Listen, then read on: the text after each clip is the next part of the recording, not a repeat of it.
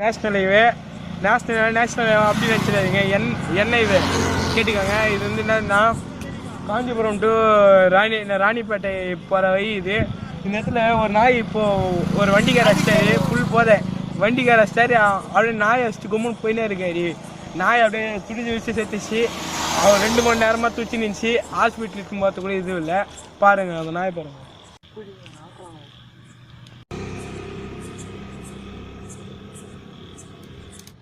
இந்த பாருங்க தான் நாய் செத்த ஏரியா பார்த்துக்காங்க. மேப் பாருங்க. இங்கே இருந்துச்சு நாய், இப்படி தான் இருந்துச்சு பத்துட்டு. நாங்கள் இப்போ தூக்கி போட்டோம். பாருங்க ஸ்பாட்டு பாருங்க. அதோட ஒரு பகுதி அது மூக்குலேருந்து பிஞ்சு நடந்துச்சு. பாருங்க நாய் ரத்தம். இதுதான் ஸ்பாட்டு ஆக்சிடென்ட் அந்த ஏரியா. 2 ஹவர் இங்கே தான் தூச்சி நின்றுச்சு. பாருங்க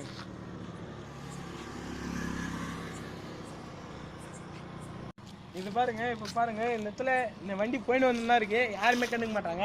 நாங்கள் எதாச்சும் அந்த பக்கம் வந்த வண்டியில் என் ஃப்ரெண்டு சொன்னா கீழே போகிற நாய் கிடக்குதுன்னு வந்து பார்த்தோம். 2 ஹவரம் தலாடி இருந்துச்சு. 2 ஹவரம் நாங்கள் தான் இருக்கோம். ஒரு உயிருக்கு போராடி இருந்துச்சு. யாரும் எதுவும் கண்டுக்கல. அது காப்பாற்றலாம். சுமார் இந்த 3 கிலோமீட்டர் தொலைவில் இங்கே ஒரு வெட்டினரி ஹாஸ்பிட்டல் இருக்குது. ஆனால் இப்போ அங்கே டாக்டர் இருப்பாங்களா இல்லைன்னு தெரியல. இது கவர்மெண்ட் அலட்சியமாக பார்த்தாம கூடிய சீக்கிரமாக இங்கே ஒரு வெட்டினரி ஹாஸ்பிட்டல் கொண்டு வரணும். இது எங்கள் மக்களோட கோரிக்கை. எங்களை மாதிரி மனித நேயம் உள்ள மக்கள் இந்த மாதிரி தவறுலாம் நடக்கூடாதுன்னா இந்த மாதிரி ஹைவேஸ் ரோட்லாம் நீங்கள் கேமரா ஃபிக்ஸ் பண்ணோம். ஒரு இடத்துக்கு ஒரு லைனுக்கு கேமரா ஃபிக்ஸ் பண்ணோம். பாருங்கள் இந்த நாய் செத்து போயிருக்கு.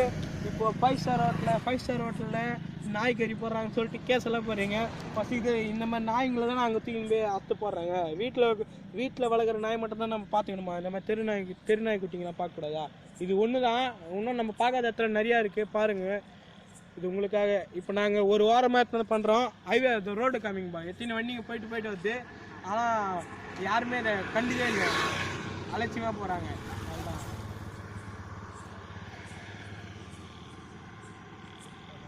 அதுதான்